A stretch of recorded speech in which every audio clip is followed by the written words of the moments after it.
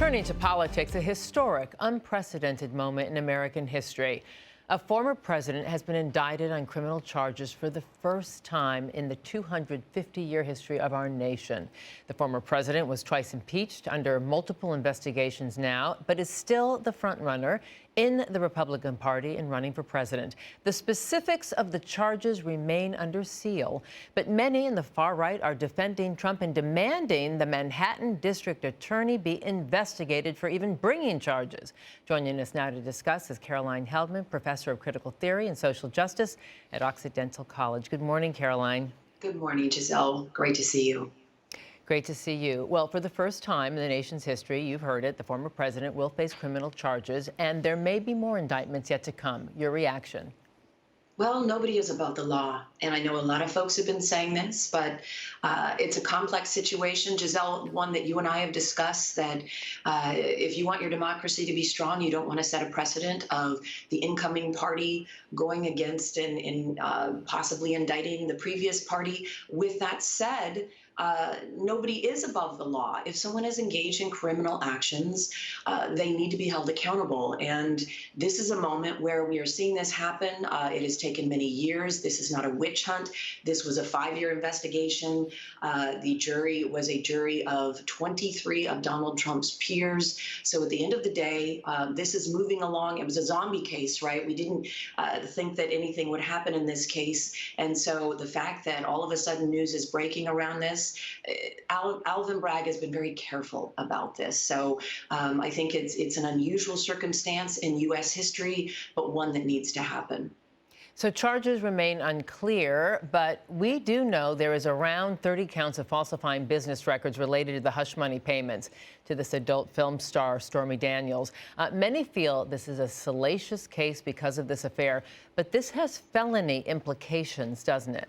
It does, and it's an unusual set of reasoning here, or circumstances. So typically, those 30 business violations would be misdemeanors. But what Bragg is likely to argue is that they constitute a felony offense because they were done in the service of another crime. And that would be the FEC, the Federal Election Commission violations that Michael Cohen, Trump's attorney, has already done time for. So it elevates it from misdemeanor charges to felony charges. We'll see whether or not a judge agrees with this unusual reasoning. But yes, Trump is likely facing some low-level felony counts, probably carrying 4 or 5 years each. It's just really at this point difficult to say what will happen, but we'll know the charges likely on Tuesday when he is arraigned. So the former president says he will surrender. He will not fight extradition. He'll go through all the protocols of an arrest, and he says he will not accept a plea deal. But scandal after scandal, he has basically defied political physics. Will this time be different?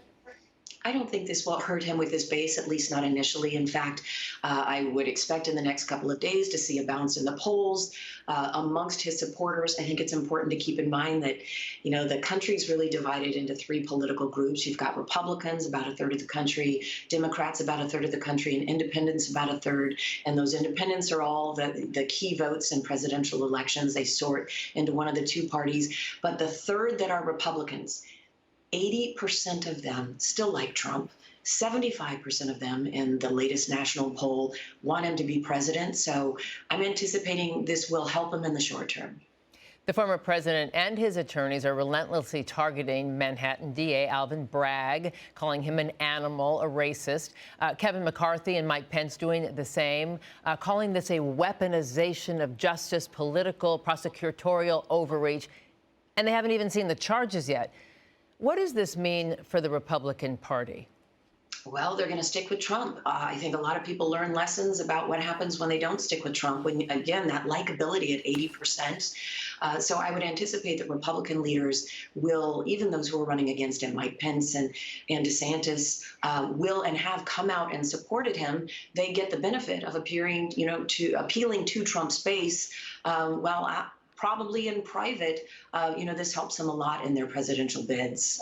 It's certainly in terms of the general election. And just one important thing to note, Giselle, when you call a black man an animal, that is a very overt racist language. So let's just call that what it is. Right. In an unprecedented move, Caroline, Republicans in Congress, they're demanding that Alvin Bragg testify in the House.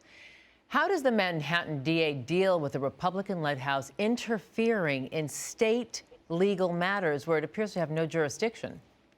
Well, they do have the power to subpoena, and that is what they will, if they pursue this, that's what they'll use. We keep using the word unprecedented, Giselle, because that's what this is.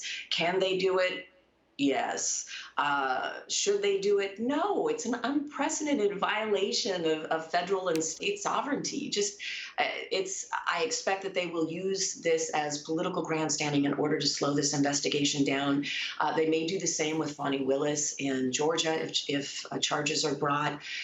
This is just partisan politics meddling in the legal system. You think this is going to be one of the biggest challenges to our justice system yet? Well, Donald Trump has certainly been stressing the office of the presidency, the Constitution, our legal systems. He bent the Constitution in ways that, we weren't sure it would snap back. And he did this for many years. And this is the clapback. It's first of possibly several clapbacks. And for me, as someone looking at this, whether you like him, hate him, doesn't matter. If you look at it through the lens of history, this is our system working the way that it should. It took many years and it was very slow and plodding. But in some sense, it is restoring the system because, again, nobody is above the law.